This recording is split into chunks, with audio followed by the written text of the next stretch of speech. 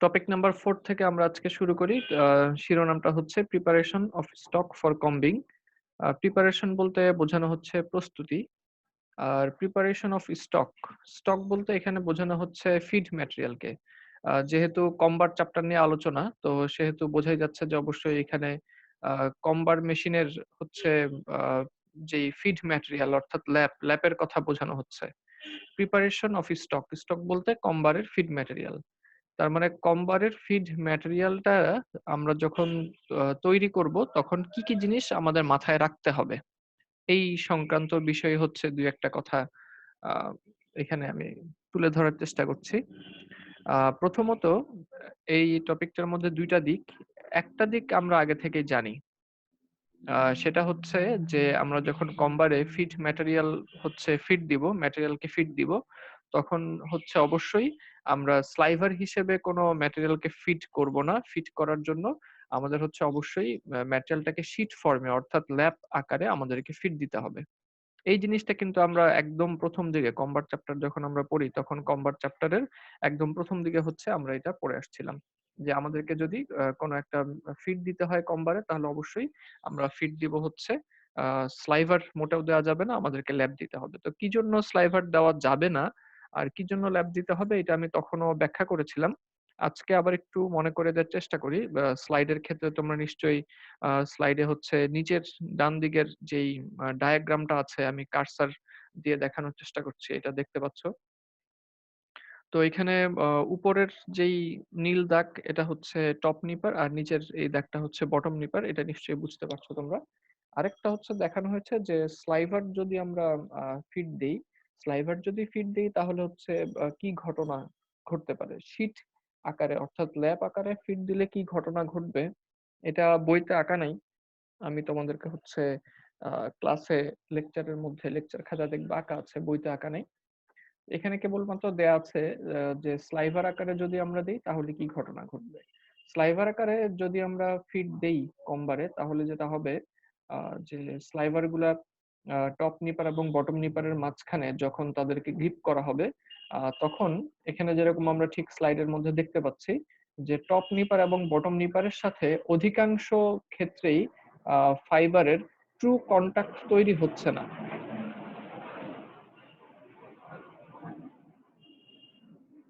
স্লাইভারের সাথে হচ্ছে টপ এবং বটম নিপারের অধিকাংশ ক্ষেত্রেই ট্রু কনট্যাক্ট তৈরি হচ্ছে না। এখন ট্রু কনট্যাক্ট তৈরি না হলে আসলে সমস্যাটা কোথায়? ট্রু কনট্যাক্ট যদি তৈরি না হয় তাহলে সমস্যাটা যে জায়গায় তৈরি হবে আ সেই জায়গায় হচ্ছে যে সমস্ত জায়গায় ফাইবারের সাথে ট্রু কনট্যাক্ট তৈরি হয় কেবলমাত্র ওই জায়গাগুলিতেই নিপিং এর প্রেশারটা খুব পারফেক্ট থাকে। নিপিং এর প্রেশারটা খুব পারফেক্ট থাকে এবং নিপিং এর প্রেশারটা পর্যাপ্ত হয়। কিন্তু যে সমস্ত জায়গায় হচ্ছে নিপারের সাথে টপ নিপার এবং বটম নিপারের সাথে ফাইবারের ট্রু কনট্যাক্ট তৈরি হচ্ছে না। যেরকম এই বাঁকা জায়গাগুলিতে, ঠিক আছে? যেই জায়গাগুলিতে ট্রু কনট্যাক্ট তৈরি হচ্ছে না, ওই জায়গাগুলিতে কিন্তু হচ্ছে নিপিং এর প্রেশারটা অনেক কম থাকে। তো নিপিং এর প্রেশার যদি কম থাকে এটা আসলে আমাদের জন্য মোটেও সুখকর কিছু না। কারণ হচ্ছে যেই জায়গাগুলিতে আম আ নিপিং এর প্রেশারটা থাকবে না বা কম থাকবে, থাকবে না বলা তো ঠিক না। যেখানে কম থাকবে সেইখানে কিন্তু হচ্ছে কম্বিং সেগমেন্ট যদি আঁচড়ায় নিয়ে যায়, সেই জায়গা থেকে লঙ্গার ফাইবার গুলিরও বের হয়ে যাওয়ার আশঙ্কা থাকে। যেহেতু নিপিং এর প্রেশারটা কম।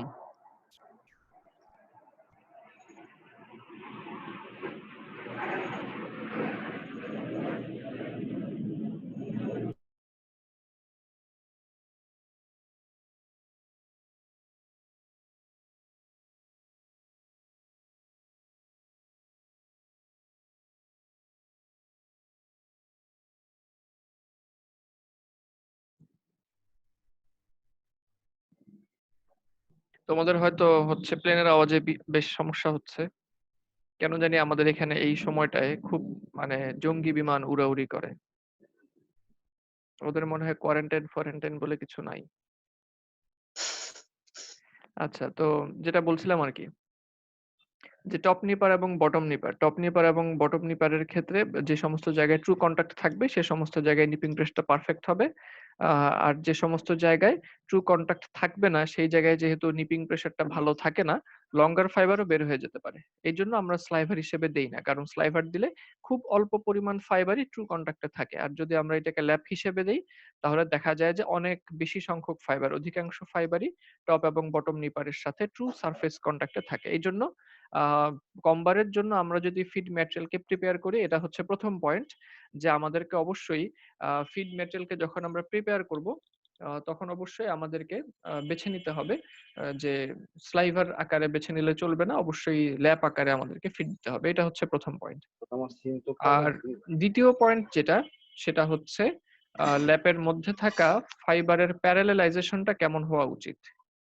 ল্যাপের মধ্যে থাকা ফাইবারের প্যারালেলাইজেশনটা কেমন হওয়া উচিত? বাম দিকের ছবিটাতে যদি আমরা খেয়াল করি তাহলে দেখব এই বাম দিকের ছবিটাতে এই যে নীল রঙের একটা বাউন্ডারি দেখানো হয়েছে, এটা আসলে বটম নিপারকে বোঝানো হচ্ছে। বটম নিপার। জিনিসটা কিরকম? মনে করো সাইড ভিউ যদি আমরা চিন্তা করি, এই আঙ্গুলটা হচ্ছে আমার আ তোমার টপ নিপার, বুড়ো আঙ্গুলটা হচ্ছে বটম নিপার। তাহলে তারা এরকম গ্রিপ করে হচ্ছে ল্যাপকে ধরে রাখবে। তো এই টপ নিপার আর বটম নিপারের এই ভিউটাতে হচ্ছে সাইড ভিউ। যদি আমরা বটম নিপারের কে চিন্তা করি তাহলে ল্যাপ কোথায় থাকে? ল্যাপ কিন্তু হচ্ছে আ ল্যাপ কোথায় থাকবে? ল্যাপ থাকবে হচ্ছে এই বুড়ো আঙুলের উপরে। তাই তো? বটম নিপারের উপরে। তাহলে আমরা যদি এখন এরকম করি, টপ নিপার, বটম নিপার সাইড ভিউটা এরকম। আমরা হচ্ছে এই দিকটা খেয়াল করি। অর্থাৎ বুড়ো আঙুলের এই দিকটা, যেখানে এসে ল্যাপ আটকা পড়বে। বুড়ো আঙুলের পিঠ। এই জায়গাটায় এই জায়গাটাই হচ্ছে এটা। অর্থাৎ আমার এই বটম নিপারের উপরের এই পিঠটাই হচ্ছে এই জায়গাটা। আশা করি বোঝাতে পারছি। তো এটা যদি বটম নিপারের পিঠ হয় তার মানে ল্যাপ হচ্ছে উপরে এসে জমে আছে। ঠিক আছে? উপরে এসে হচ্ছে জমে আছে। তো এখন এই জায়গায় যদি ল্যাপ এসে জমে থাকে তাহলে টপ নিপার কি হবে? টপ নিপার হচ্ছে উপর থেকে এসে বটম নিপারের উপরে এই জায়গা জুড়েই কিন্তু আটকায় দিবে। আসসালামু তার আলাইকুম। মানে আমি যেই জায়গা দিয়ে নাফিস স্যার, জি, ওয়ালাইকুম আসসালাম। কেমন আছেন? এই তো স্যার ভালো, আপনি ভালো আছেন? জি, আলহামদুলিল্লাহ। আইডি আর চেঞ্জ করেছেন? হ্যাঁ, হ্যাঁ। আইডি পাসওয়ার্ড চেঞ্জ করে ফেলছেন? জি, জি। ও এখন কি আপনার ফিক্সড আইডি পাসওয়ার্ড থাকবে না? না থাকবে। এটা হচ্ছে ওই যে আমাদের Zoom এর যে একটা আপগ্রেডেশন করা হয়েছে, তো ওকে। সেই কারণে হচ্ছে ওই ওই আইডি মিটিং আইডিটা পাসওয়ার্ডটা কি চেঞ্জ হয়েছে। ওই আইডি পাসওয়ার্ডটা কি আপনি আমাকে একটু পাঠাবেন কাইন্ডলি? ওইটা কিন্তু হ্যাঁ, আমি পাঠিয়ে দিচ্ছি। এটা কিন্তু ইয়েতে দেওয়া আছে। ওই যে ইলার্ন ড্যাশে কিন্তু আমি আপলোড করে দিয়েছি। আসলে হচ্ছে কি ইল্যান্ডের সাথে লিংক থেকে নিয়েই করি তো। আচ্ছা, আপনি আচ্ছা যদি ঠিক আছে। আমি আমাকে কি আপনাকে কিভাবে পাঠাতে পারি? মেইলে? মেইল করে দেন, টেক্সট করে দেন। আমি সকালে আপনার ক্লাসে ঢুকতে পারি নাই। ও আমি তো আচ্ছা, আচ্ছা। পরে ই-লার্নিং ড্যাশেও হচ্ছিল না। পরে এখন ও ই-লার্নিং ড্যাশ থেকেই ঢুকলাম। তো আচ্ছা আপনার ঠিক যদি আছে। আমি তাহলে মিটিং একটু মিটিং ওই আইডিটা আপনাকে আইডি আমি মেইল দিয়ে করে দিব। ঢুকে দিতে পারি আরকি। আচ্ছা ঠিক আছে। আমার ওই সুবিধা হয়। একটু পাঠিয়ে দিয়েন তাহলে আপনি একটু কষ্ট করে। হ্যাঁ, ক্লাসের শেষে তাহলে আমি হচ্ছে আপনাকে মেইল করে দিবনে। ঠিক আছে, আইডি আর password thank you okay. Sir. আপনার সকালের ক্লাসে পার্টিসিপেন্ট কতজন ছিল বলতে পারবেন? সকালের ক্লাসে ২৫-২৬ না, না 36 ছিল। 35-36 এরকম। আচ্ছা, ওকে, থ্যাংক ইউ। ঠিক আছে। আচ্ছা তো এখানে হচ্ছে তার মানে এটা হচ্ছে আমাদের বটম নিপার। বটম নিপারের হচ্ছে উপরের পিঠের অংশের উপরে ফাইবার জমে আছে। এখন আমরা যেটা এখানে বলতে চাচ্ছি যে ফাইবার যে ল্যাপের মধ্যে জমা হবে তো এই জায়গায় ফাইবারের প্যারালালাইজেশনটা একটা ইস্যু। অর্থাৎ ফাইবার গুলি কিরকম প্যারালাল পজিশনে আছে নাকি তারা র‍্যান্ডম পজিশনে আছে, এটা একটা ইস্যু। কারণ কি? কারণ হিসেবে আমরা এই যে কারণ হিসেবে হচ্ছে এখানে আমরা ২ টা ফাইবারের দিকে খেয়াল করব। ২ টা ফাইবার, একটা হচ্ছে ফাইবার বি, একটা হচ্ছে ফাইবার বি, এটা স্মল বি, ঠিক আছে? আরেকটা হচ্ছে স্মল বি এর পাশেই আরেকটা ফাইবার আছে যেটা বাঁকা হয়ে আছে। আমি তোমাদেরকে একটু এইটা মনে করো, এই ফাইবারটা।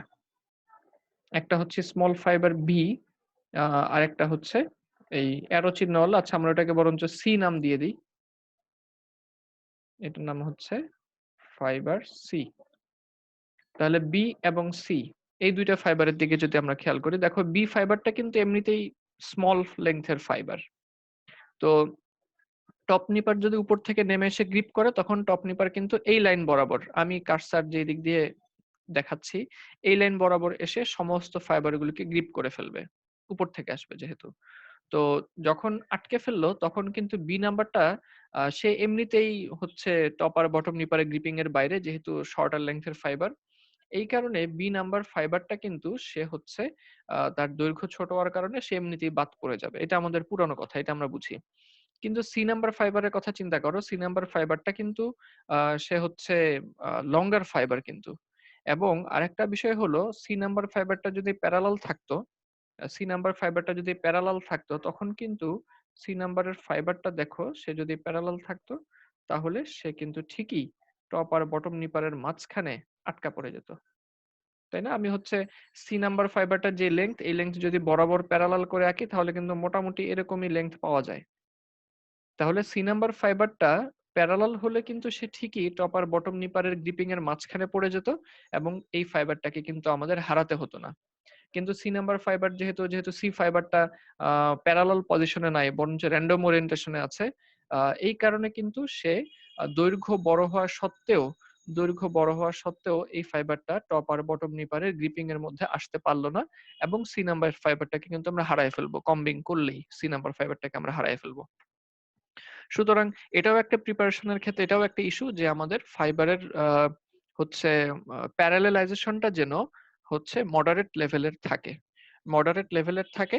কারণ যদি ফাইবার র্যান্ডমলি ওরিয়েন্টেড থাকে, ল্যাপের মধ্যে, তখন কিন্তু আমাদেরকে হচ্ছে ফাইবারগুলি, র্যান্ডম ফাইবারগুলিকে লেংথ বড় হওয়ার সত্ত্বেও এই সমস্ত ফাইবার কিন্তু হারায় যাবে, অর্থাৎ কম করলে এই সমস্ত ফাইবার রিমুভ আউট হয়ে যাবে, ঠিক যেরকম সি নাম্বার ফাইবারটার ক্ষেত্রে আমরা দেখলাম। তো সুতরাং আমরা কমবারের ক্ষেত্রে প্রিপারেশনের দুইটা পয়েন্ট আমরা দেখলাম। একটা হচ্ছে যে যদি আমরা কমবারের জন্য ফিড ম্যাটেরিয়াল বানাতে চাই, তাহলে অবশ্যই স্লাইভার আকারে হচ্ছে দেওয়া যাবে না, আমাদেরকে অবশ্যই কিন্তু ল্যাপ আকারে দিতে হবে। আর যদি আমাদেরকে হচ্ছে আহ, আম- আর যদি আমাদেরকে এরকম করতে হয়, যে দ্বিতীয় পয়েন্ট, এটা গেল প্রথম পয়েন্ট, যে স্লাইভার আকারে আমরা দিতে পারবো না, ল্যাপ আকারে দিতে হবে। আর দ্বিতীয় পয়েন্টটা হচ্ছে আমাদেরকে অবশ্যই ফাইবারের ওরিয়েন্টেশনের উপরে নজর রাখতে হবে, যেন কোনোভাবেই র্যান্ডম ওরিয়েন্টেশন হচ্ছে না থাকে, বরঞ্চ একটা মডারেট লেভেলের প্যারালাল ওরিয়েন্টেশন যেন ফাইবারের মধ্যে পাওয়া যায়। এখন তোমাদের মাথায় প্রশ্ন আসতে পারে, স্যার এই ফাইবারের প্যারালালাইজেশনটা যেহেতু একটা বড় ইস্যু, তো এই প্যারালালাইজেশনটা আমরা কিভাবে হচ্ছে আহ, নিয়ন্ত্রণ করতে পারি? এখানে একটা হচ্ছে ইস্যু, যেটা নিয়ন্ত্রণের ক্ষেত্রে আমরা প্যারালালাইজেশন বাড়ানোর জন্য আমরা যেটা করি, যে আমাদের কিন্তু ফাইবারের প্যারালালাইজেশনটা শুরু হয়ে গেছে কার্ডিং মেশিনের সিলিন্ডার এবং ফ্ল্যাটের সময় থেকেই কিন্তু ফাইবারের মধ্যে প্যারালালাইজেশনটা শুরু। এবং এর পরবর্তীতে যখন ড্রফেম আসে, ড্রফেমের ড্রাফটিং জোনে এসে ফাইবারদের আরেকটু স্ট্রেটেনিং হয়। এরপরে হচ্ছে লেফট ফরমার আছে, লেফট ফরমারেও কিন্তু হচ্ছে ড্রাফটিং জোন আছে। লেফট ফরমারের দুইটা ডিফ্লেক্টিং প্লেট থাকে, যদি মনে না থাকে তোমরা আবার ভিডিওটা দেখে নিতে পারো। দুইটা ডিফ্লেক্টিং জোন থাকে, ডিফ্লেক্টিং জোনের প্রত্যেকটাতে একটা একটা করে ড্রাফটিং জোন থাকে। তো সেখানেও ড্রাফটের মাধ্যমে হচ্ছে আমাদের এরকম হতে পারে, সেখানেও ড্রাফট করার ফলে আমাদের ফাইবারের স্ট্রেটেনিং পাওয়া যায়।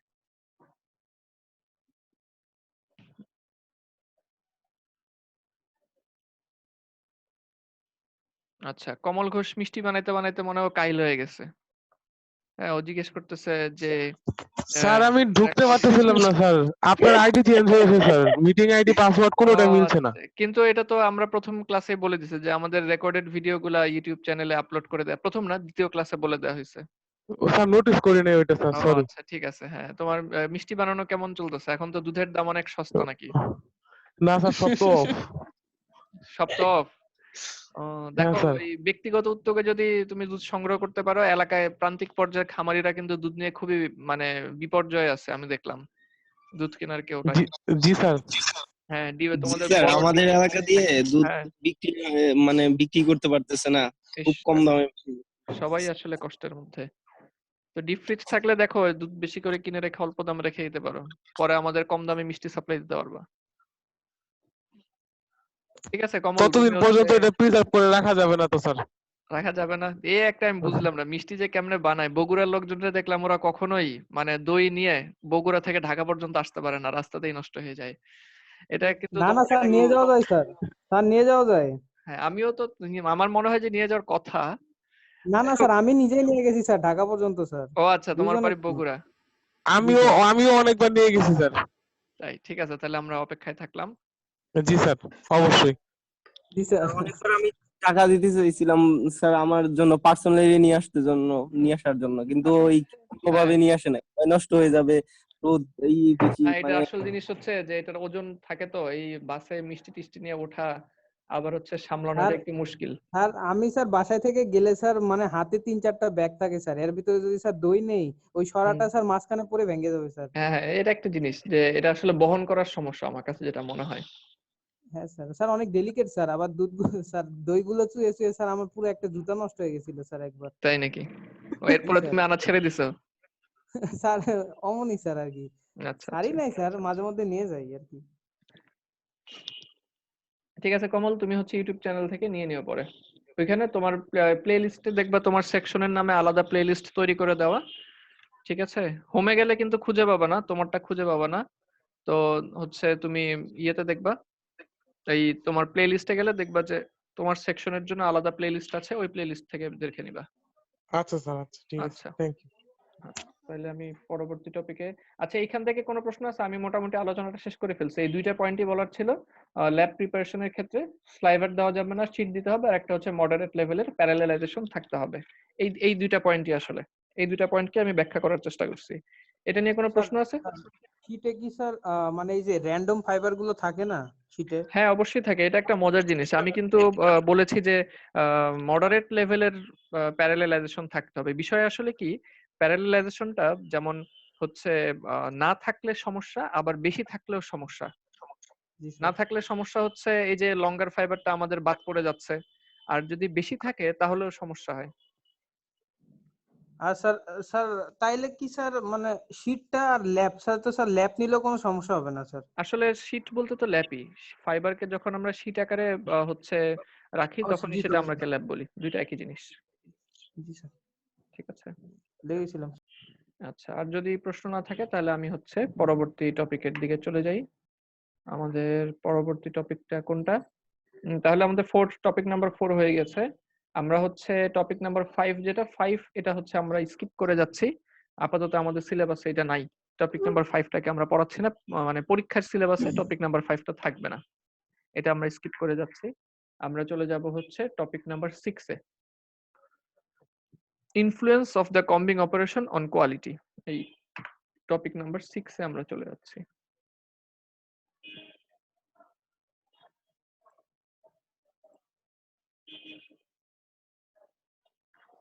এইটাতে influence of combing operation on quality. Influence মানে আমরা জানি প্রভাব, কম্বিং অপারেশন অর্থাৎ যদি আমরা কম্বিং করি তাহলে কি প্রভাব পড়বে কোয়ালিটির উপরে। আমরা জানি যে অবশ্যই ইতিবাচক হচ্ছে কিছু প্রভাব আমরা পাবো। তো আমাদের এই গ্রাফটার ক্ষেত্রে এখানে একটা গ্রাফ দেখা যাচ্ছে, আমি আসলে এই টপিকের মধ্যে এই গ্রাফটাকে একটু বোঝানোর চেষ্টা করব, খুবই সহজ জিনিস, আমি শুধু একটু ধরা দেওয়ার চেষ্টা করব আর কি। এখানে একটা গ্রাফ দেখা যাচ্ছে, গ্রাফের এক্স অক্ষ বরাবর আমরা দেখতে পাচ্ছি ডিফারেন্ট লেভেলের নয়েল রিমুভাল পার্সেন্টেজ কে দেখানো হচ্ছে। আমাদের নিশ্চয়ই মনে আছে যে নয়েল কাকে বলে। নয়েল বলে হচ্ছে কম্বার মেশিনে আমরা যেই বলেছিলাম অ্যারাউন্ড 15% শর্ট ফাইবারকে আমরা ফেলে দিই। তো যতটুকু ফাইবারকে আমরা ফেলে দিচ্ছি, শর্ট ফাইবারকে আমরা ফেলে দিচ্ছি, তাদেরকেই আমরা হচ্ছে নয়েল বলে থাকি আর কি। তো এই নয়েল হিসেবে তো নয়েল যখন আমরা ফেলে দিই,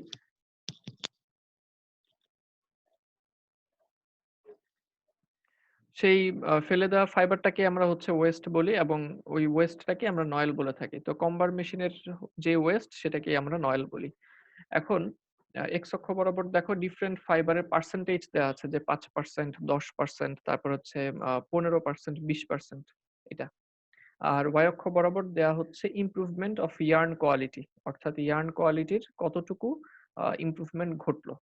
ঠিক আছে, এই দেখো এখানে এ, এ বলতে যে এ, ওয়াই অক্ষকে এ দিয়ে বোঝানো হয়েছে improvement of yarn quality in percentage, অর্থাৎ ইয়ার্ন কোয়ালিটি কতটুকু ইমপ্রুভ করবে এটাই পার্সেন্টেজ আকারে দেখানো হয়েছে। আর বি, বি মানে এক্স অক্ষ, বি হচ্ছে নয়েল এলিমিনেশন ইন পার্সেন্টেজ, 0, 5, 10, 15, 20। আর তিনটা প্রপার্টি নিয়ে মূলত এখানে গ্রাফটাকে তৈরি করা হয়েছে। একটা প্রপার্টি হচ্ছে ইয়ার্নের স্ট্রেংথ, স্মল এ, স্মল বি হচ্ছে ইয়ার্নের ইভেননেস, এবং স্মল সি হচ্ছে ইয়ার্নের ইমপারফেকশন। তো এর মধ্যে ইয়ার্ন স্ট্রেংথটা আমরা জানি, ইয়ার্ন স্ট্রেংথ সম্পর্কে আমরা আইডিয়া রাখি। তারপরে বি যেটা ইয়ার্নের ইভেননেস, এটা নিয়ে মোটামুটি আমরা জানি যে ইয়ার্ন ইভেননেস কাকে বলে। ইয়ার্ন ইভেননেস এর ক্ষেত্রে আমরা মূলত দুইটা হচ্ছে ডেফিনিশন বলেছিলাম। একটা ডেফিনিশন হচ্ছে এরকম যে ইভেননেস তো সমতা। তো ইয়ার্নের মধ্যে ইভেননেস বলতে আমরা আসলে বুঝি যে ইয়ার্নের মধ্যে তোমার হচ্ছে মাস পার ইউনিট লেংথের সমতা, একক দৈর্ঘ্যের ভরের সমতা, এটা একটা। আর ইভেননেস এর আরেকটা সংজ্ঞা এইভাবে দেওয়া যায় যে ইভেননেস বলতে আমরা বুঝি ডিফারেন্ট ক্রস সেকশনে, ইয়ার্নের ডিফারেন্ট ক্রস সেকশনে ফাইবারের সংখ্যার সমতা, যে ফাইবারের সংখ্যা সমান আছে কিনা। কারণ এমন যদি হয় যে একটা ক্রস সেকশনে 100 ফাইবার, পরের ক্রস সেকশনে হচ্ছে 200 ফাইবার, তাহলে অবশ্যই যেখানে 200 হয়ে গেল তখন সেখানে একটা থিক প্লেস তৈরি হয়ে যাবে। ঠিক আছে, সেখানে একটা থিক প্লেস তৈরি হয়ে যাবে। তো এইভাবে হচ্ছে আমরা ইভেননেস কে বুঝি আর কি। আর সি নাম্বার হচ্ছে ইয়ার্নের ইমপারফেকশন। তো এটা নিয়ে আমাদের আইডিয়া নাই, আমার যতটুকু ধারণা। তো আমরা ইমপারফেকশনটাকে একটু বোঝার চেষ্টা করি, ইমপারফেকশনটা কি জিনিস। স্ট্রেংথ ইভেননেস আমরা মোটামুটি বুঝি। আর গ্রাফে আসলে স্যার মানে হুম। স্যার গ্রাফটা বুঝলাম না স্যার, মানে হ্যাঁ, কারণ আমি স্যার এখন গ্রাফটা বোঝাইনি। ও জি স্যার, জি স্যার, ঠিক আছে, আমি ভাবছি স্যার হয়ে গেছে। না না, গ্রাফটাকে আমরা হচ্ছে গ্রাফের মধ্যে তিনটা ইয়ার্নের প্রপার্টি নিয়ে কথা বলা হয়েছে। ইয়ার্নের জি স্যার। স্ট্রেংথ, এটা তোমরা বুঝো, ইয়ার্নের ইভেননেস এটাও তোমরা বুঝো, তারপর আমি মনে করিয়ে দেওয়ার জন্য একটু বললাম। আরেকটা প্রপার্টি বলা হয়েছে ইয়ার্নের ইমপারফেকশন, এটা তোমরা জানো না। ঠিক আছে, জি আমি স্যার। তাই ইমপারফেকশনটা নিয়ে একটু কথা বলি, এরপরে গ্রাফে যাব। আচ্ছা, এখানে দেখো আমি একটা লিখেছি, আমার মনে হয় তোমরা দেখতে পাচ্ছ নিশ্চয়ই এমএস ওয়ার্ড এর ফাইলটা। এখানে লেখা আছে ইমপারফেকশন ইন্ডেক্স, ব্র্যাকেটে আইপিআই। তো ইমপারফেকশন ইন্ডেক্স এটা হচ্ছে একটা তোমার টেস্ট রিপোর্টের একটা অংশ। ইয়ার্নকে আমরা হচ্ছে ইয়ার্ন স্লাইভার অথবা রোভিং প্রত্যেকটাকেই টেস্ট করা যায়। ইভেননেস টেস্টার নামে একটা মেশিন আছে আমাদের ইয়ার্নের টেস্টিং এ। এটা তোমরা হচ্ছে টিটিকিউসি তে যখন পড়বা তখন কিছুটা পড়বা, আর যদি ইয়ার্নের মেজর নাও তাহলে আরো বিস্তারিত পড়বা। কিন্তু বেসিক আইডিয়াটা টিটিকিউসি 2 তে তোমাদের দিয়ে দেওয়া হবে। তো ইয়ার্নের একটা মেশিন আছে ইভেননেস টেস্টার। এই ইভেননেস টেস্টার মেশিনে হচ্ছে আমরা ইয়ার্নের বিভিন্ন প্রপার্টি টেস্ট করে থাকি। তো বিভিন্ন কোম্পানি ইভেননেস টেস্টার বানায়। এর মধ্যে সবচেয়ে যেটা বিখ্যাত এবং সবচেয়ে বেশি যেটা ব্যবহার করা হয় সেটা হচ্ছে উস্টার কোম্পানি, সুইজারল্যান্ডের একটা ম্যানুফ্যাকচারার তারা। উস্টার কোম্পানির ইভেননেস টেস্টার সবচেয়ে বেশি ব্যবহার করা হয়, এই জন্য আমি ওদের নামটাই লিখেছি আর কি। কিন্তু মেশিনের নাম মূলত হচ্ছে ইভেননেস টেস্টার। তো ইভেননেস টেস্টার নামক এই মেশিনে হচ্ছে 1000 মিটার ইয়ার্নকে টেস্ট করা হয়। তো 1000 মিটার ইয়ার্নকে হচ্ছে টেস্ট করা হয়। তো 1000 মিটার ইয়ার্নকে যখনই টেস্ট করা হয় তখন 1000 মিটার ইয়ার্ন টেস্ট করার পরে বিভিন্ন প্রপার্টি গুলি বিচার করে দেখা হয় যে কি অবস্থা।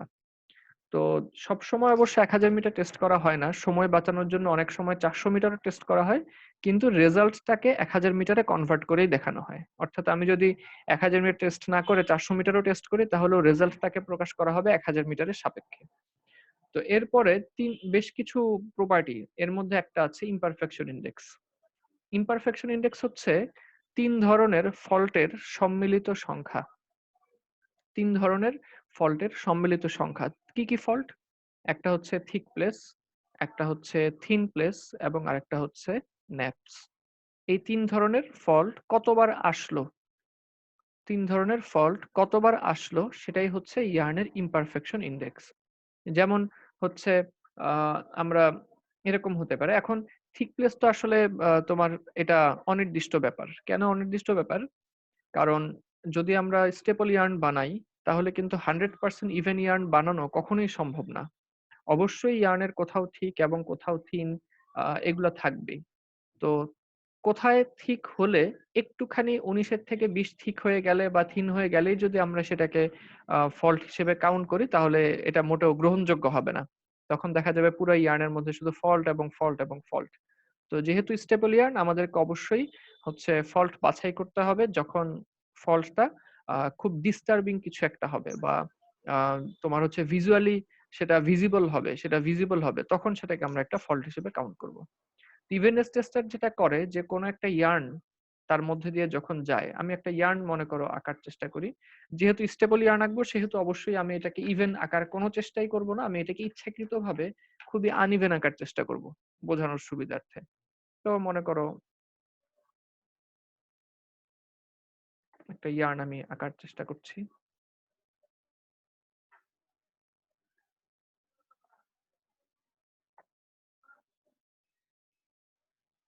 মনে করো এরকম আমি একটা ইয়ার্ন আঁকলাম।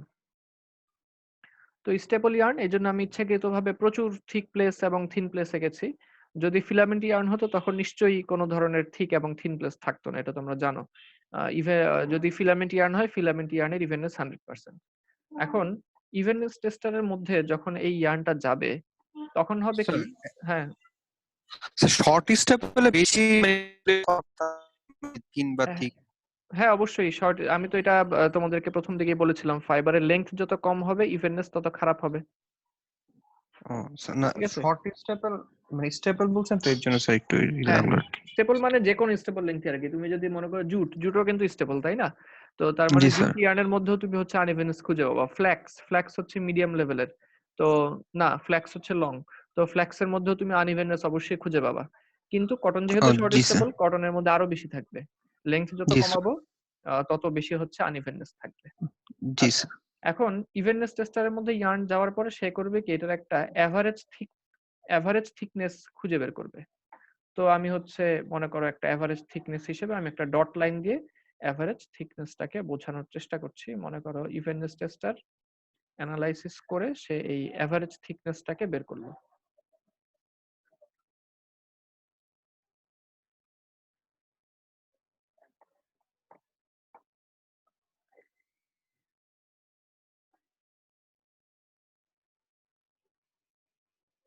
এই হচ্ছে ডট লাইন দিয়ে বোঝাচ্ছে হচ্ছে এভারেজ থিকনেস আর কি। তো এই এভারেজ থিকনেস হিসাব করার পরে এখন এভারেজ থিকনেসের সাপেক্ষে প্রত্যেকটা থিক প্লেস এবং থিন প্লেসকে যাচাই করা হবে। কিরকম? যেমন ধরা যাক, আচ্ছা আরেকটা কথা বলতে ভুলে গেছি যে এভারেজ থিকনেস যতটুকু, এই এভারেজ থিকনেসকে ধরা হবে হচ্ছে 100%। এভারেজ থিকনেসটাকে ধরা হবে হচ্ছে 100%। আচ্ছা, তো এই 100% হচ্ছে এভারেজ। তো এখন তাহলে এই 100% যদি এভারেজ হয়, এই এভারেজের সাপেক্ষে প্রত্যেকটা থিক প্লেসকে এখানে অ্যানালাইসিস করা হবে। যেমন ধরা যাক আমি প্রথমে একটা থিক প্লেস কাউন্ট করি। কোন থিক প্লেসটাকে ধরা যায়, মনে করো যে কোনো একটা ধরলেই হয়। ধরা যাক এইটা, এই ক্রস সেকশনটাকে আমরা ধরে নিই যে এই জায়গায় একটা হচ্ছে থিক প্লেস আছে। এই ক্রস সেকশনটাকে আমরা বেছে নিলাম। তো এখন এভারেজ যদি 100% হয় তাহলে আমাদেরকে চিন্তা করতে হবে যে এই জায়গার হচ্ছে থিক প্লেস কতটুকু। এভারেজ তো এই ডট লাইনটুকু হচ্ছে 100%, ঠিক আছে? তো এইটুকু মনে করো 50, এইটুকু মনে করো 60। তাহলে টোটাল আমরা ধরে নিচ্ছি এটা একটু এদিক সেদিক তো হতেই পারে, মনে করো 160% এটা। এই ক্রস সেকশনের থিকনেস হচ্ছে 160%। এভারেজ যদি 100% হয়, এটা মনে করো 160%। এখন এটাকে আমরা একটা থিক প্লেস হিসেবে কাউন্ট করব কিনা? উত্তর হচ্ছে হ্যাঁ, অবশ্যই করব। কেন? কারণ থিক প্লেসের একটা লিমিট দেয়া আছে। লিমিটটা হচ্ছে +50%। +50%। অর্থাৎ এই যে +50% হচ্ছে আমরা দেখলাম, তো 100 র তুলনায় +50% যদি বেশি হয়, 100% এর চাইতে যদি থিকনেস 50% আরো বেশি হয়ে যায়, 100 র চাইতেও বেশি অর্থাৎ 150 যদি হয়ে যায়, তখনই সেটা একটা থিক প্লেস হিসেবে কাউন্ট হবে। আর 160% মানে তো এভারেজের চাইতে 60% বেশি আছে। তার মানে অবশ্যই 160% হলে এটা একটা থিক প্লেস। স্যার সূত্রতে দেওয়া আছে স্যার থিকনেস +50%। জি, জি, এটা কি স্যার মানে 50 এভারেজের থেকে +50% জি, নাকি জি। Sir initially 50% sir? না, না, এভারেজের থেকে +50%। এইজন্যই +50 দেওয়া। ঠিক আছে? তার ওকে মানে স্যার। এমন যদি হয়, মনে করো যদি আমরা আরেকটা থিক প্লেস খুঁজে বের করি, ধরা যাক এটা একটা থিক প্লেস মনে করো। আর এটার মনে করো হচ্ছে তোমার আ থিকনেস হচ্ছে 140%। তাহলে কি এটা একটা থিক প্লেস হবে কিনা? উত্তর হচ্ছে না, এটা থিক প্লেস হবে না। কেন থিক প্লেস হবে না? কারণ হচ্ছে এটা এভারেজের চাইতে 40% প্লাস আছে। থিকনেসের জন্য ন্যূনতম লাগবে এভারেজের চাইতে 50% প্লাস। সুতরাং 140% এটা হচ্ছে কোনোভাবেই একটা থিকনেস না। ঠিক তেমনি ভাবে থিন প্লেসের ক্ষেত্রেও একই কথা প্রযোজ্য। থিন প্লেস মনে করো এই যে এখানে একটা থিন প্লেস আমরা দেখাচ্ছি। ধরা যাক এই যে এখানে একটা থিন প্লেস দেখাচ্ছি। তো এই থিন প্লেসটা মনে করো 80%। এভারেজ যদি 100% হয় এই জায়গাটায় মনে করো 80% আছে। এটা কি একটা থিন প্লেস হবে? উত্তর হচ্ছে না, এটা থিন প্লেস হবে না। কেন? কারণ হচ্ছে থিন প্লেসের লিমিট দেওয়া আছে এভারেজের চাইতে 50% কম। থিন প্লেসের লিমিট দেওয়া আছে এভারেজের চাইতে 50% কম। আর এখানে তো 80%, তার মানে এভারেজের চাইতে মাত্র 20% কম। সুতরাং এটাকে আমরা থিন প্লেস হিসেবে কাউন্ট করব না। আশা করি বুঝতে পারছো। তো যেমন এখানে আরেকটা থিন প্লেস আছে। তো এটা যদি 50% হয়, মনে করো এটা 50%, তখন এটা কিন্তু একটা থিন প্লেস হিসেবে কাউন্ট হবে। ঠিক তেমনি ভাবে ন্যাপস। আমরা জানি ন্যাপস মানে হচ্ছে এন্টেঙ্গলমেন্ট, অর্থাৎ যে জায়গায় ফাইবারগুলি গুটি পাকাবে সেই জায়গার থিকনেসটা কিন্তু বেশি হবে, যেহেতু অনেকগুলো ফাইবার একসাথে গুটি পাকানো। তো ন্যাপস হওয়ার জন্য শর্ত কি? শর্ত হচ্ছে 100-র সাথে আরো 200%, এভারেজ 100-র সাথে আরো 200% অ্যাড হবে। যেমন ধরো এই যে এটা মনে করো 310%, তাহলে কিন্তু এটা একটা ন্যাপস হবে, কারণ এটা এভারেজ 100 হলে এখানে 210% বেশি আছে, এটা একটা ন্যাপস হবে। ঠিক আছে? কিন্তু 160 কিন্তু কখনোই ন্যাপস না। কারণ কি? কারণ হচ্ছে সে ওই প্লাস 200 এটা লিমিটে পৌঁছাতে পারে নাই। আশা করি তোমাদেরকে বুঝাতে পারছি। এখন এইভাবে এখন হ্যাঁ বলো। স্যার এভারেজটা কিভাবে ধরবো স্যার? মানে এভারেজটা এভারেজ 100% তোমাকে করতে হবে না। হ্যাঁ বলো। এভারেজ 100%। জি স্যার, মানে সেটা তো বুঝলাম, বাট আমরা হুম। মেজারমেন্টটা কেমনে করব? 100% কতটুক ডায়ামিটারের টুক ধরবো 100%? এটা আমাকে করতে হবে না, এটা হচ্ছে ইভেননেস টেস্টার করবে। সে প্রথমে ওই যে 1000 মিটার নিল, তো ওই 1000 মিটার নেওয়ার সময় সে হচ্ছে এভারেজটা হিসাব করে নেয় যে ওইখানে থিক প্লেস, এখানে থিন প্লেস, এখানে থিক, এখানে থিন, তাহলে এভারেজ কতটুকু বোঝা জি যাচ্ছে? স্যার। এটা সফটওয়্যার জি, ক্যালকুলেট করে নেয়, কারণ সফটওয়্যার তো অবশ্যই জানে কোন অংশের মাস পার ইউনিট লেন্থ কত।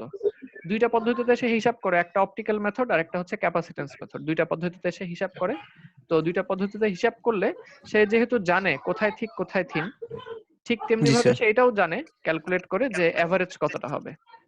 তো এই যে আমরা এখানে হাতে লিখে যে হিসাবটা করতেছি, এটা সফটওয়্যার সে নিজেই করে এবং এভারেজের সাথে তুলনা করে। যদি একটা চিকন ইয়ার্ন হয় তাহলে অবশ্যই এভারেজ যেটা স্যার 100% ওটা চিকন হলো হবে। স্যার থিন প্লেস হবে না? হ্যাঁ, আর যদি হচ্ছে যদি কোনো একটা ইয়ার্ন মোটা হয়, অবশ্যই এভারেজ 100%টা মোটা হবে। হ্যাঁ বলো, প্রশ্ন বলো। স্যার 140 এর যেটা স্যার ওটা হুম। কি স্যার থিন প্লেস হবে না? না, থিন প্লেস কেন হবে? থিন প্লেস তো হবে তখনই যদি এভারেজের চাইতে 50% কম হয়। 140 তো এভারেজের চাইতে 40% আরো বেশি। ও আচ্ছা। তার মানে 140 কে thick place, thin place, nappes কোনো ফল্টের মধ্যে স্যার কাউন্ট এখানে করবে না। যদি মাইনাস মাইনাস থাকতো তাহলে স্যার 140 মাইনাস থাকতো স্যার। না, 140 মাইনাস তো সম্ভব না, তাহলে তো জিরো হয়ে যাবে, মানে ইয়ার্নই নাই। এই যে এখানে খেয়াল করে যে 50% থিন প্লেস মানে কি? এভারেজের 50%, তাই তো? হ্যাঁ। তো জিরো মানেই তো কোনো ইয়ার্ন নাই, সেখানে -140 তো সম্ভব না। আমি মনে হয় তোমাকে বুঝাতে পারি নাই। জি স্যার এখানে বুঝতে যেটা পারছি। 50 দেওয়া আছে, মনে করো 10 মানে কি? অনেক চিকন। 1% অনেক চিকন, 0% কোনো ইয়ার্নই নাই, তাহলে না, -140 কিভাবে সম্ভব? বোঝাতে পারলাম জি কি? স্যার। আচ্ছা। জি স্যার বুঝতে পারছি। হ্যাঁ, এখন ইমপারফেকশন ইনডেক্স হচ্ছে 1000 মিটার টেস্ট করার পরে, 1000 মিটার টেস্ট করার পরে হচ্ছে এই তিন ধরনের ফল্ট কতগুলি পাওয়া গেল। মনে করো আমি ইয়ার্নকে 1000 মিটার টেস্ট করে +50% থিক প্লেস পেলাম 100টা। আমি অবশ্য পাবো না, সফটওয়্যার হিসাব করবে। -50% থিন প্লেস পেলাম 100টা এবং +200% ন্যাপস পেলাম হচ্ছে 50টা 1000 মিটারের মধ্যে। তাহলে এই তিন ধরনের ফল্ট টোটাল আমরা পেয়ে গেলাম হচ্ছে 250টা। তখন ওই ইয়ার্নের ইমপারফেকশন ইনডেক্স আমরা বলবো হচ্ছে 250। অর্থাৎ ইয়ার্নকে 1000 meter evenness tester 1000 meter test করে এই তিন ধরনের ফল্ট কতবার পাওয়া গেল সেটাই হচ্ছে ইমপারফেকশন ইনডেক্স।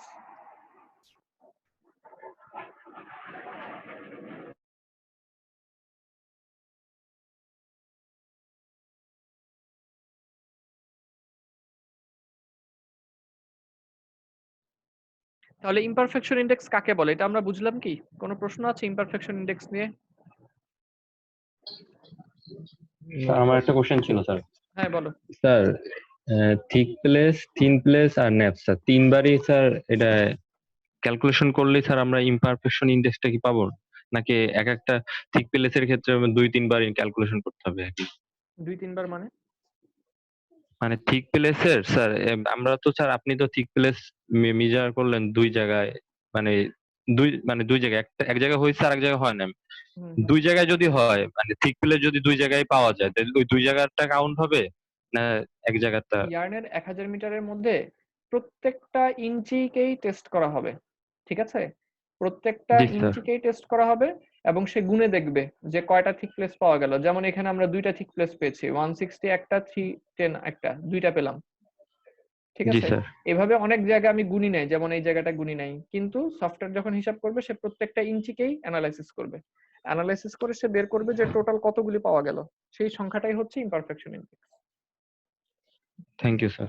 তুমি কি উত্তর পেয়েছো নাকি আমি প্রশ্ন বুঝি নাই তোমার? স্যার পাইছি স্যার, আচ্ছা ঠিক আছে। বুঝতে পারছি।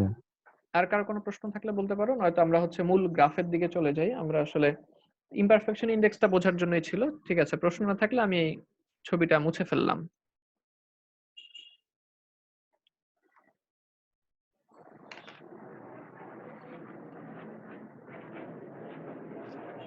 এখন খেয়াল করে দেখো, স্মল এ দিয়ে বোঝানো হচ্ছে ইয়ার্নের স্ট্রেংথ। তো এখানে আসলে দেখানো হচ্ছে আমি যদি নয়েল বাড়াতে থাকি 5, 10, 15, 20, তাহলে আমার হচ্ছে তোমার ইভেননেসও বেড়ে যাচ্ছে, সরি ইয়ার্নের কোয়ালিটিও বেড়ে যাচ্ছে।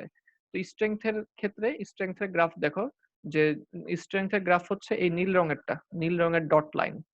তো স্ট্রেংথের গ্রাফটা উপরের দিকে, তার মানে আমি যত বেশি নয়েল বাড়াচ্ছি ইয়ার্নের স্ট্রেংথ কিন্তু তত বেশি ইমপ্রুভ করছে। যেমন 20% যদি আমি নয়েল রিমুভ করি, এই যে এইখানে 20% নয়েল রিমুভ করলাম, তাহলে স্ট্রেংথ কতটুকু বাড়বে, স্ট্রেংথ কতটুকু বাড়বে বোঝার জন্য আমাদেরকে ওয়াই অক্ষ বরাবর নিয়ে ঠেকাতে হবে, এই দাগটাকে এইভাবে ঠেকাতে হবে। এই যে এখানে মনে করো আসলো, তার মানে প্রায় অ্যারাউন্ড 8% এর মতো হচ্ছে বেড়ে যাবে। অর্থাৎ আমি নয়েল যদি 20% হচ্ছে রিমুভ করি, তাহলে স্ট্রেংথ বাড়বে হচ্ছে অ্যারাউন্ড 8%। যদি আমি 10% নয়েল রিমুভ করি, তাহলে প্রায় হচ্ছে আমার স্ট্রেংথ বাড়বে হচ্ছে 4 to 5% এইখানে। ঠিক আছে, আশা করি বোঝা যাচ্ছে। গ্রাফ তো তোমরা সবাই মোটামুটি বুঝো, তারপর না বুঝলে জিজ্ঞেস করো।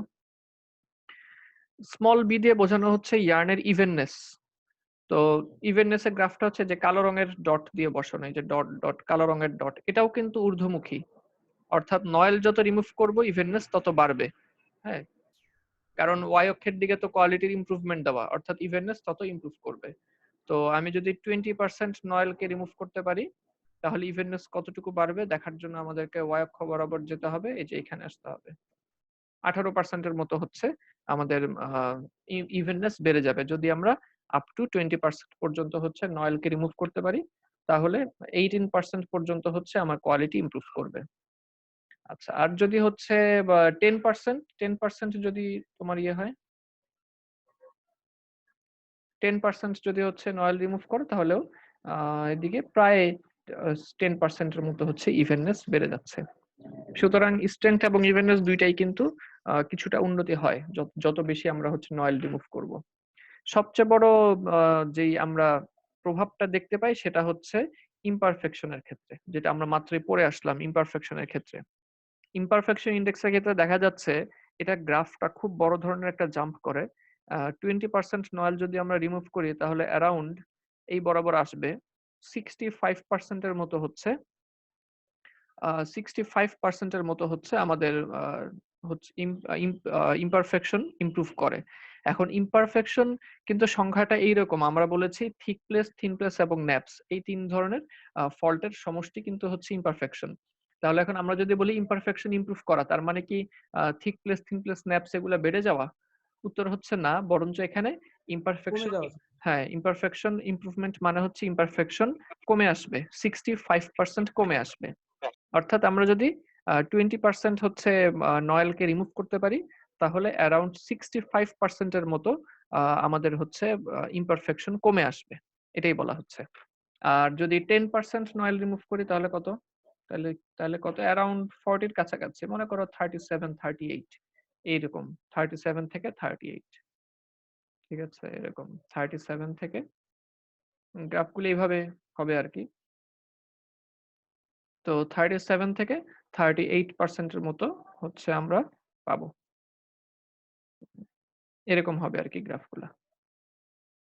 যাই হোক, তো আমার মনে হয় তোমরা বুঝতে পারতেছো গ্রাফটা দিয়ে কি বোঝানো হচ্ছে। অর্থাৎ মোট কথা হচ্ছে স্ট্রেংথ, ইভেননেস এবং ইমপারফেকশন ডিফারেন্ট নয়েল পার্সেন্টেজের ভিত্তিতে এগুলি কি কি ইমপ্রুভ হয় এবং কত পার্সেন্ট ইমপ্রুভ করে, এটা নিয়ে আসলে আমাদেরকে এই গ্রাফটার মধ্যে একটা ধারণা দেওয়া হয়েছে। আশা করি তোমরা বুঝতে পারছো। কোনো প্রশ্ন আছে কি এখান থেকে? আমার এই টপিকটা নিয়ে কথা বলা শেষ, যদি প্রশ্ন থাকে তাহলে করতে পারো। কোনো প্রশ্ন আছে?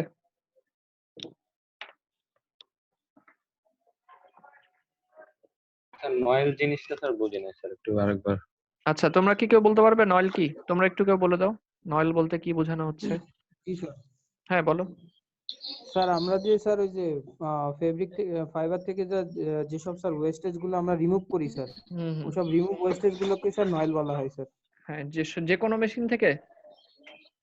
না স্যার, স্যার ফাইবার কম্বারের থেকে স্যার কম্বার যে থেকে, 15% হ্যাঁ। ওয়েস্টেজটা বের হয় সেটাকে তো স্যার আমরা নয়েল বলতেছি। জি জি জি, আসলে কম্বার মেশিনে যখন আমরা প্রসেস করি তখন তো আমরা বলেছি আগে শর্ট ফাইবারকে এলিমিনেট করা হয়। তো যেই শর্ট ফাইবার গুলিকে আমরা এলিমিনেট করি ওটাকেই বলা হয় কম্বারের ওয়েস্ট, আর ওটারই নাম হচ্ছে নয়েল। ঠিক আছে, সঠিক উত্তর। আচ্ছা, যার প্রশ্ন ছিল সে আশা করি বুঝতে পারছো। আর কোনো প্রশ্ন?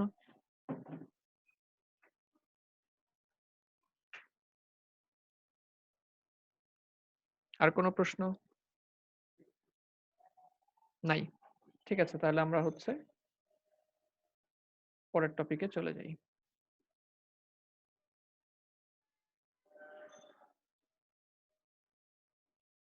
তো এখানে আমাদের তার মানে 6 নম্বর টপিকটা আমাদের পড়া হয়েছে। আমরা 7 নম্বর টপিকে হচ্ছে আজকে তো বেশি সময় নেই আমাদের হাতে। তো 7 নম্বর টপিকটা যেটা নয়েল থিওরি, এটা একটু তোমরা কেউ নোট ডাউন করে রাখো যে নয়েল থিওরি এই টপিকটা আমরা হচ্ছে একটু সময় লাগবে আরকি। তো আগামী ক্লাসে আমরা শুরু থেকেই নয়েল থিওরিটা ইনশাআল্লাহ শুরু করব। এর আগে হচ্ছে আজকে যেহেতু অল্প সময়, আজকে আমরা মাঝখান থেকে নয়েল থিওরি পড়বো না। আজকে আমরা 8 নম্বর টপিকে চলে যাচ্ছি। তো আমাকে একটু তোমরা আগামী ক্লাসে মনে করে দিবে, কেউ একজন নোট ডাউন করে রাখো যে আগামী ক্লাসে আমরা হচ্ছে টপিক নাম্বার 7 টা পড়বো আর কি। আজকে আমরা টপিক নাম্বার 8 এ চলে যাচ্ছি। কেউ নোট ডাউন করে রাখো, আমাকে জানিয়ে দিও। Yes sir. আচ্ছা, এটা হচ্ছে নয়েল থিওরি। এটা আমরা টপিক নাম্বার 7 স্কিপ করে যাচ্ছি, টপিক নাম্বার 8 এটা।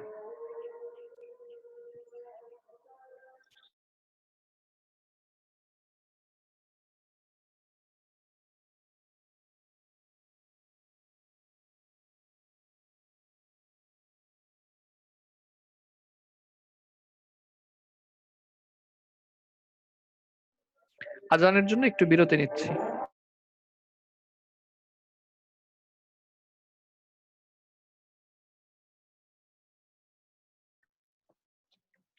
পরবর্তী টপিক 8 নাম্বার টপিক, এটা influence of machine components and settings on combing. অর্থাৎ আমার কম্বার মেশিনের বিভিন্ন কম্পোনেন্ট এবং কম্বারের মেশিন সেটিং এর কি প্রভাব আছে কম্বিং এর উপরে। এখানে হচ্ছে 5টা পয়েন্টকে নিয়ে কথা বলা হচ্ছে। 3টা পয়েন্ট হচ্ছে মেশিন সেটিং এর অন্তর্ভুক্ত এবং বাকি 2টা মেশিন কম্পোনেন্টের অন্তর্ভুক্ত। প্রথম পয়েন্টে হচ্ছে ফিট ডিসটেন্স মুভড পার সাইকেল। পার সাইকেল বলতে একটা সাইকেল, আর একটা সাইকেল হচ্ছে এ থেকে কে পর্যন্ত আমরা যেই কম্বিং এর সিকোয়েন্স গুলা জানি, এই সিকোয়েন্স গুলা 10টা সিকোয়েন্স মিলে হচ্ছে একটা সাইকেল। আর একটা নিপিং সাইকেলে একবারই হচ্ছে ফিট ডলার ফিট দিবে। তো ফিড রোলার যতটুকু ম্যাটেরিয়ালকে ফিড দেয় ওইটাকেই বলা হচ্ছে ফিড। তো এখানে বলা হচ্ছে ফিড আমরা যত বেশি বাড়াবো আমার মেশিনের প্রোডাকশন তত বেশি বাড়বে এবং কোয়ালিটি কমবে। তো ফিড বাড়ালে প্রোডাকশন বাড়বে, এটা তো সহজ হিসাব, খুব সহজেই বোঝা যায়। যদি কম্বারের ফিড এরকম হয় যে আগে ছিল 5 মিলিমিটার ফিট পার নিপ, এটাকে আমি 6 মিলিমিটার ফিট পার নিপ করে দিলাম। এই 1 মিলিমিটার হচ্ছে যদি বেড়ে যায় তাহলেই কিন্তু এটা শেষমেশ একটা অনেক বড় পার্থক্য তৈরি করে দিবে। কারণ নিপস পার মিনিট যদি এরকম হয় যে নিপস পার মিনিট 400, তার মানে 1 মিনিটে 400 বার নিপিং হচ্ছে। অর্থাৎ একবার ফিডে যদি 1 মিলিমিটার বেশি ফিড দেই তাহলে 1 মিনিটে আমি 400 মিলিমিটার বেশি ফিড দিচ্ছি। তার মানে 5 মিনিটে ওটা হচ্ছে 2 মিটার বেশি ফিট দেওয়া হয়ে যাবে। 1 ঘন্টায় প্রায় 24 মিটার বেশি ফিট দেওয়া হয়ে যাবে তখন। তার মানে যদি প্রত্যেক নিপিং এর ক্ষেত্রে আমরা 1 মিলিমিটার করে বেশি ফিট দেই তাহলেই কিন্তু প্রোডাকশনে এটা খুব বড় একটা পার্থক্য তৈরি করছে। আর প্রোডাকশন যত বেশি বাড়বে কোয়ালিটি হচ্ছে তত ফল ডাউন করবে। কারণ হচ্ছে ল্যাব যদি অনেক বেশি চলে আসে তখন কম্বিং সেগমেন্টের জন্য এই বেশি পরিমাণ ল্যাবকে পারফেক্টলি কম করাটা তার জন্য কঠিন হয়ে যাবে।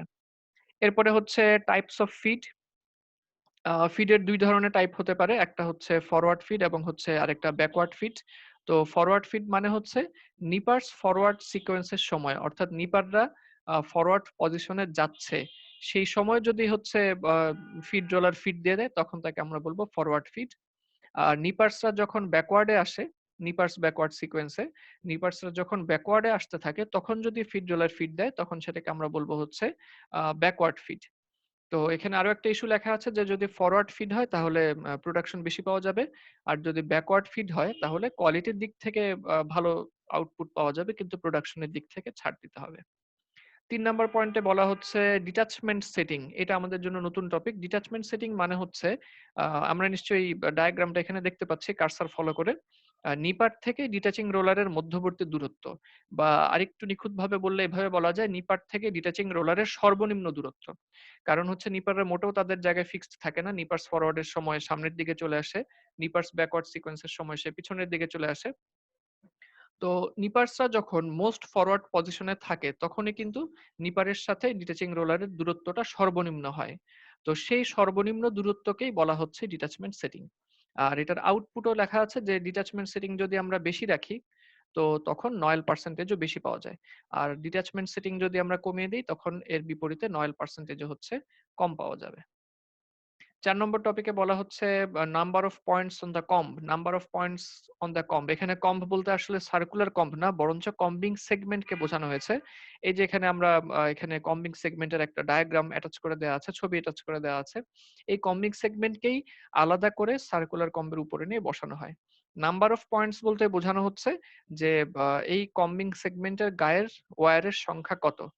নাম্বার অফ পয়েন্টস যদি বাড়াই, অর্থাৎ কম্বিং সেগমেন্টের ওয়্যারের সংখ্যা যদি আমরা বাড়িয়ে দিই তাহলে অবশ্যই আমার এই কম্বিং এর মানও ভালো পাওয়া যাবে, আর ওয়্যার যত কম হবে কম্বিং এর মান তত বাজে হবে।